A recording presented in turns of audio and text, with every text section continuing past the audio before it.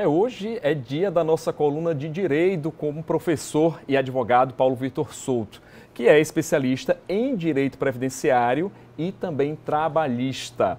Bom, doutor Paulo Vitor, seja bem-vindo aqui ao Jornal da Correio. A gente está no mês da mulher, né? Celebrado aí o Dia Internacional na sexta-feira, mas na verdade é um mês inteiro dedicado.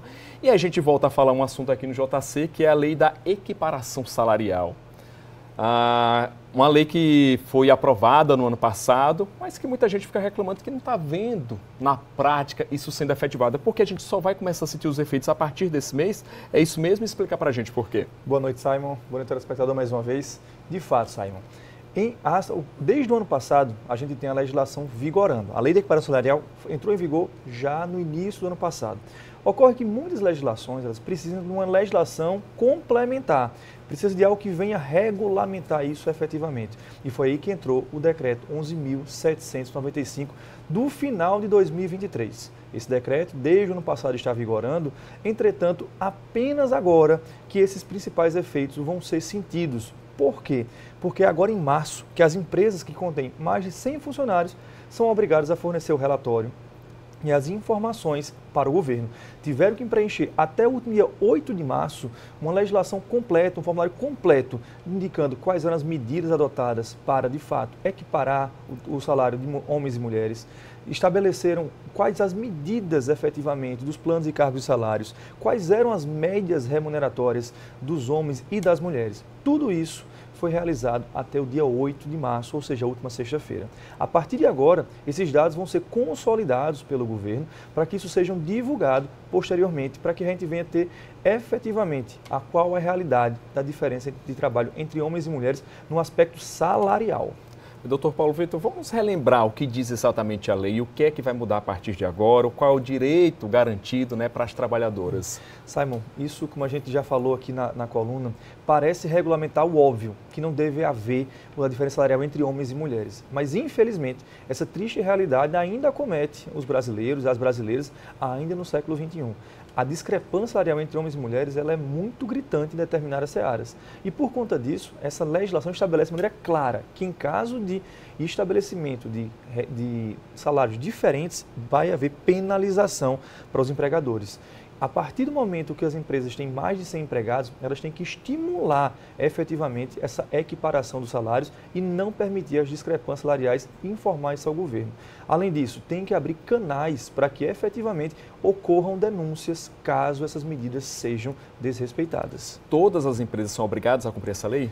A legislação ela é obrigatória para toda e qualquer empresa. Isso não é uma opção, isso não é algo que é uma faculdade da empresa.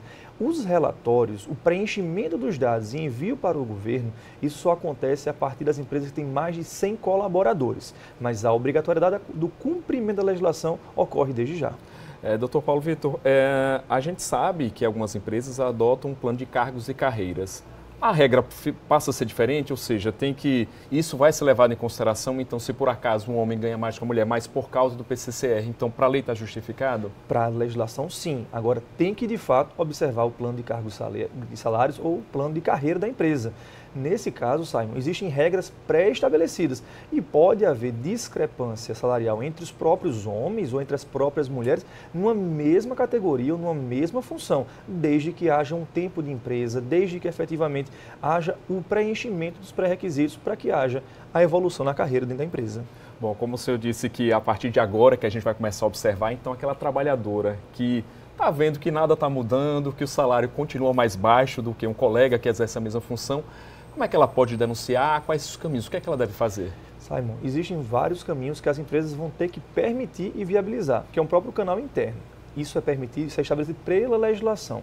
Entretanto, a obrigatoriedade de cumprimento pode desencadear denúncias junto ao Ministério do Trabalho, denúncias junto ao Ministério Público do Trabalho e, eventualmente, caso não haja o cumprimento disso, a própria empregada individualmente pode pleitear seus direitos na Justiça do Trabalho e, eventualmente, demonstrando a diferença salarial sem qualquer fundamento, sem qualquer razão, pode requerer equiparação no que a gente denomina de trabalhador paradigma, ou seja, aquele que almeja o salário. o Ministério do Trabalho ele também a lei prevê que ele deva fiscalizar as empresas, porque a gente sabe que muitos trabalhadores, muitos empregados, eles têm medo, né, de procurar para fazer uma denúncia. Simon, o Ministério do Trabalho ele tem várias fiscalizações que são automáticas, como fiscalizações que buscam a regularidade das cotas para pessoas deficientes, a regularidade para cotas de aprendizes. Ela já faz isso de maneira ampla e restrita, independente de denúncias. É tendência que, de fato, o Ministério do Trabalho fiscalize de maneira ampla toda e qualquer violação ao mercado de trabalho e aos próprios trabalhadores. Entretanto, a gente sabe a realidade, que efetivamente não é possível muitas vezes, pelo volume de trabalho, pelo número de empresas, que aconteça de maneira tão efetiva e tão ampla. Mas certamente o Ministério do Trabalho atuará nesse sentido. Tá certo, doutor Paulo Vitor, muito obrigado mais uma vez por estar aqui esclarecendo essas dúvidas. Então fica aí você, trabalhadora, né? A partir de agora, fica de olho, ver se a empresa está cumprindo, se não, vai atrás dos seus direitos, procura sim o Ministério do Trabalho. Então muito obrigado por trazer as informações. Muito obrigado, Simon. Obrigado, telespectador, mais uma vez.